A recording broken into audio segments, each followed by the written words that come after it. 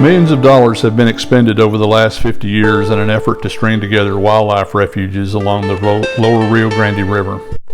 Part of this restoration of farmland back to Tommy Leaping Thorn Scrub, Santa Ana is a vital part of that refuge system and an important piece of property relative to valley ecotourism, valued at roughly $100 million per year.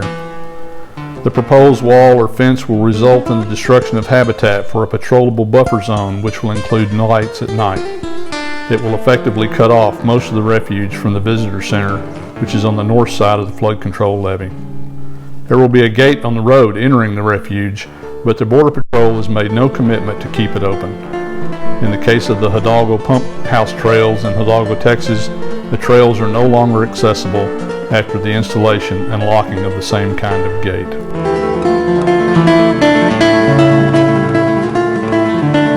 Jim and I have both been very active in opposing border walls for the last decade. Since 2006, when the Secure Fence Act passed, that led to the 650 miles of border wall that currently stand.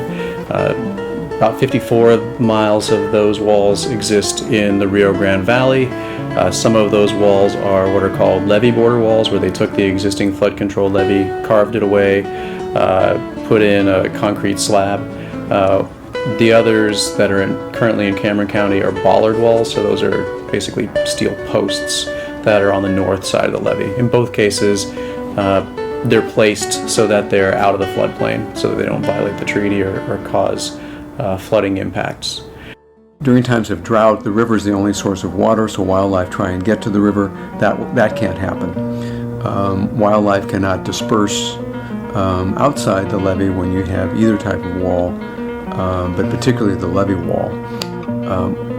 About once every 10 years, the river goes into flood, which is the reason why the levees are there. And so the water, during those times, the water in the river channel rises and spreads out to the levee, both on the U.S. side and the Mexican side.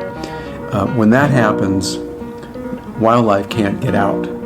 So essentially the refuge, Santa Ana in particular, that was created in 1943 to protect and sustain wildlife, will become a death trap.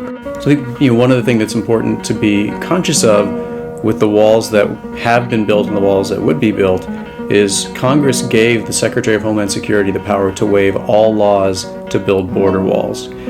That power doesn't exist for any other project. It doesn't exist for any other place. It doesn't exist for any other person. The president doesn't have the power to waive the laws. Only the Secretary of Homeland Security does. And to build the walls that are up now, former Secretary of Homeland Security Chertoff waived 36 laws, including the Endangered Species Act, Clean Water Act, Farmland Policy Protection Act, Native American Graves Protection Repatriation Act, Antiquities Act, like pretty much everything, and said, by extension, I'm waiving all local, state, and federal laws related to the subjects of the laws that I've named.